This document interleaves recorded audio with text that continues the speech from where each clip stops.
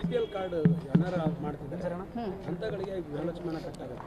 ಹೌದು, BPL card ಅನರ್ಹ ಆದ ತಕ್ಷಣವೇ ಗೃಹಲಕ್ಷ್ಮಿಯನ್ನು ಕಟ್ಟಾಗುತ್ತೆ. That is natural. ಬಟ್ ನಾವು ಹೇಳಿದ್ದು BPLಗೂ ಕೊಡ್ತೀವಿ, APLಗೂ ಕೊಡ್ತೀವಿ, ಅಂತ್ಯೋದಯಗೂ ಕೊಡ್ತೀವಿ. ಯಾರು ಇನ್ಕಮ್ ಟ್ಯಾಕ್ಸ್ ಮತ್ತು GST ಪೇ ಇಲ್ಲ ಅಂಥವ್ರಿಗೆಲ್ಲರಿಗೂ ಕೊಡ್ತೀವಿ ಅಂತ ಹೇಳಿದ್ದೀವಿ. ಹೌದಾ? ಬರೀ BPL ಅಷ್ಟೇ ಹೇಳಲಿಲ್ಲ, ನಾವು APLಗೂ ಕೊಡ್ತಾ ಇದ್ದೀವಿ. ಆದರೆ ಈಗ ಏನು ಹೊಸದಾಗಿ ಸ್ಕ್ರೂಟ್ನಿ ಮಾಡಿ ಏನು BPLನ ಕಟ್ ಮಾಡ್ತಾ ಇದ್ದಾರೆ, ಆ ಲಿಸ್ಟು ಅವ್ರು ನಮಗೆ ಕಳಿಸಿದ ತಕ್ಷಣ ಅವ್ರದ್ದು ಕೂಡ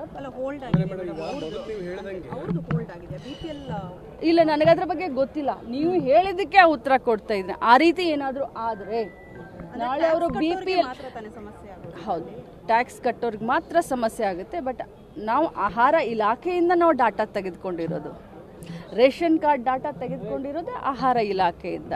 ಅವರು ಫ್ರೆಶ್ ಆಗಿ ಡಾಟಾ ಕೊಟ್ಟು ಡಿಲೀಟ್ ಅದರಲ್ಲಿ ಆಗಿದ್ರೆ ಅದಕ್ಕೆ ಮನೆ ಯಜಮಾನತಿಗರು, ಸೊ ಅವಾಗ ನ್ಯಾಚುರಲ್ ಆಗಿ ಅದು ಈಗ ಇಷ್ಟು ದಿನ ಕೊಡ್ತಾ ಇದ್ರಿ, APLಗೂ ಕೊಡ್ತಾ ಇದ್ರಿ, BPL ಇನ್ನು ಮುಂದೂ APLಗೂ ಕೊಡ್ತೀವಿ, BPL ಕೊಡ್ತೀವಿ. ಒಂದೇ ಕಂಡೀಷನ್ನು, ನಾನ್ ಟ್ಯಾಕ್ಸ್ ಪೇ, ನಾನ್ GST ಪೇ. ಮೇಡಮ್, ಫೆಬ್ರವರಿ ಮಾರ್ಚ್ದು ಆರ್ಥಿಕ